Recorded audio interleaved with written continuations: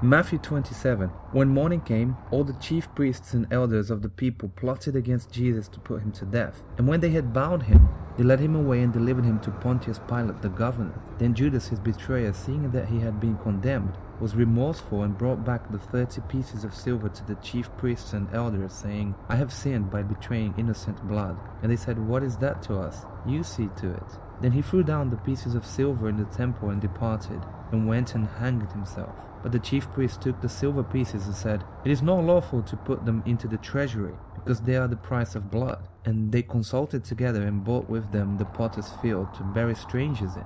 Therefore that field has been called the field of blood to this day.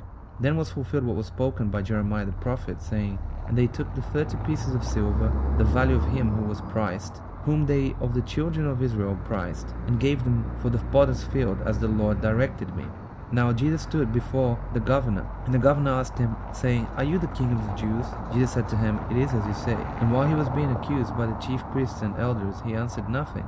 Then Pilate said to him, Do you not hear how many things they testify against you? But he answered him not one word, so that the governor marveled greatly. Now at the feast the governor was accustomed to releasing to the multitude one prisoner whom they wished. And at that time they had a notorious prisoner called Barabbas. Therefore when they had gathered together, Pilate said to them, Whom do you want me to release to you, Barabbas or Jesus, who is called Christ?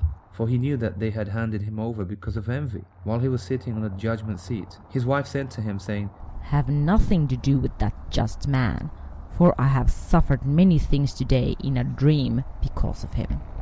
But the chief priests and elders persuaded the multitudes that they should ask for Barabbas and destroy Jesus. The governor answered and said to him, Which of the two do you want me to release to you? They said, Barabbas. Pilate said to them, What then shall I do with Jesus, who is called Christ? They all said to him, Let him be crucified. Then the governor said, Why? What evil has he done? But they cried out all the more, saying, Let him be crucified. When Pilate saw that he could not prevail at all, but rather that a tumult was rising, he took water and washed his hands before the multitude, saying, I am innocent of the blood of this just person. You see to it. And all the people answered and said, His blood be on us and on our children. Then he released Barabbas to them, and when he had scourged Jesus, he delivered him to be crucified. Then the soldiers of the governor took Jesus into the praetorium and gathered the whole garrison around him.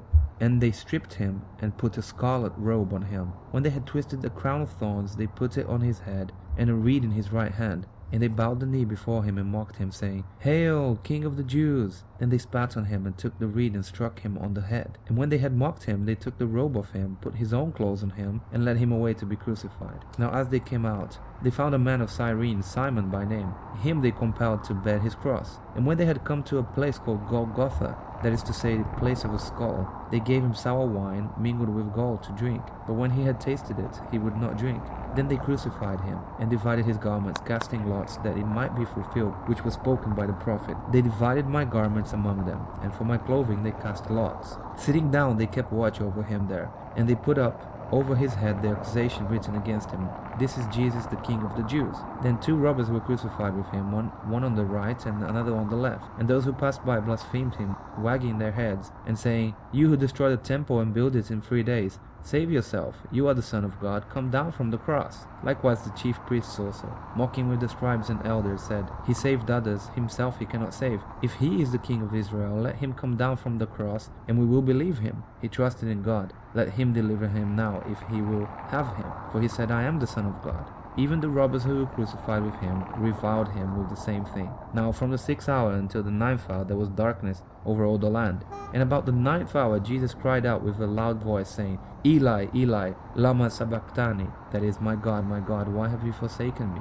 Some of those who stood there, when they had heard that, said, This man is calling for Elijah. Immediately one of them ran and took a sponge, filled it with sour wine, and put it on a reed, and offered it to him to drink. The rest said, Let him alone. Let us see if Elijah will come to save him. And Jesus cried out again with a loud voice, and yielded up his spirit. Then, behold, the veil of the temple was torn in two from top to bottom, and the earth quaked, and the rocks were split, and the graves were opened, and many bodies of the saints who had fallen asleep were raised.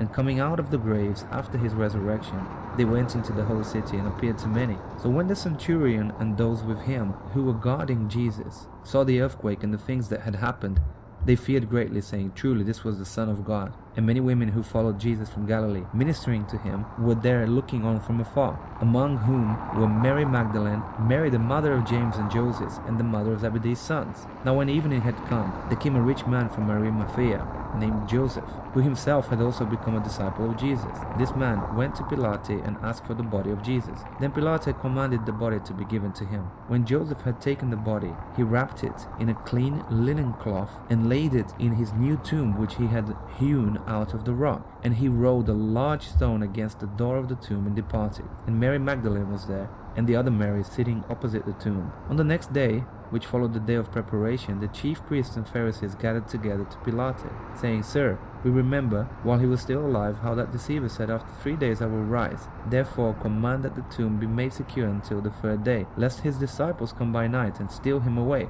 And say to the people, 'He has risen from the dead.' So the last deception will be worse than the first." Pilate said to them, "You have a guard, go your way. Make it as secure as you know how." So they went and made the tomb secure, sealing the stone and setting the guard.